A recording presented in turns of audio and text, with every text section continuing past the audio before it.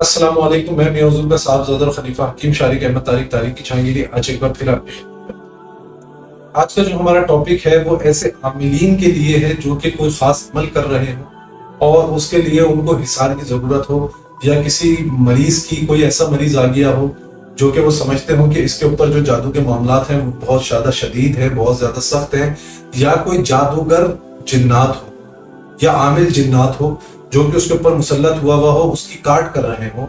तो ऐसे अहबाब के लिए एक खास हिसार लेकर आए कि जो भी ऐसे किसी अमल के चिल्ले पर बैठे हों या किसी ऐसे अमल की काट कर रहे हो या किसी हाजिर जिन्नात की काट कर रहे हो, तो उनकी अपनी हिफाजत के लिए आज एक अमल लेकर आया हूं जो कि बहुत ही लाजवाब और बहुत ही बाकमाल अमल है। इसकी इजाजत के लिए मुझसे आपने मेरे व्हाट्सएप नंबर पर राब्ता करके इसकी इजाजत। तरीकेकार यह है कि आपने सबसे पहले तो एक खंजर लेना है। उस खंजर के ऊपर आपने 11 मरतबा सूरह तारीक की आखिरी 3 आयतें पढ़नी है। उसके बाद आपने 11 मरतबा सूरह जिन पढ़नी है और आपने 11 मरतबा चहल काफ शरीफ पढ़ के उस पर दम कर। उसके बाद आपने उस छुरी को ऐसे खड़े रखना। अब जिस मुसल्ले पर बैठ के आप कोई भी अमल या कोई चिल्ला कर रहे हैं या फिर किसी अमल की या किसी जिन्नाती मरीज की इलाज कर रहे हैं, किसी जादू की काट कर रहे हैं, तो उसके लिए आपने ये करना है कि खंजर की नोक आपने ऐसे खड़ी करनी है और उसको अपने गिर्द ऐसे घुमानी है।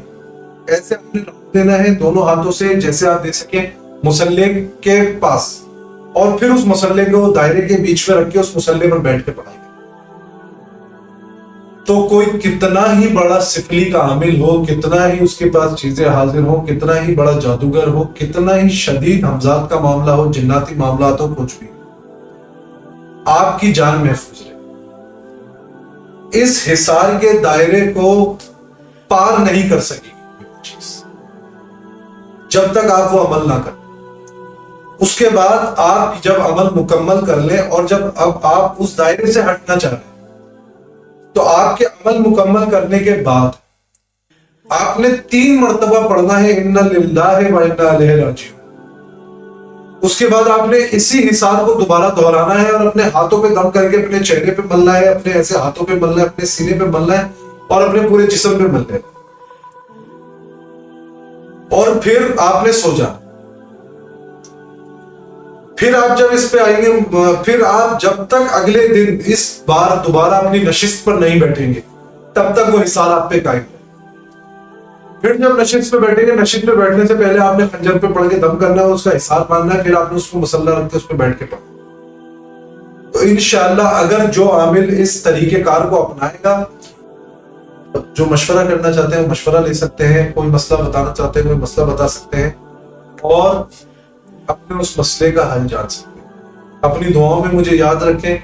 जज़ाकल्लाहु खैरा। अस्सलामु अलैकुम व रहमतुल्लाह।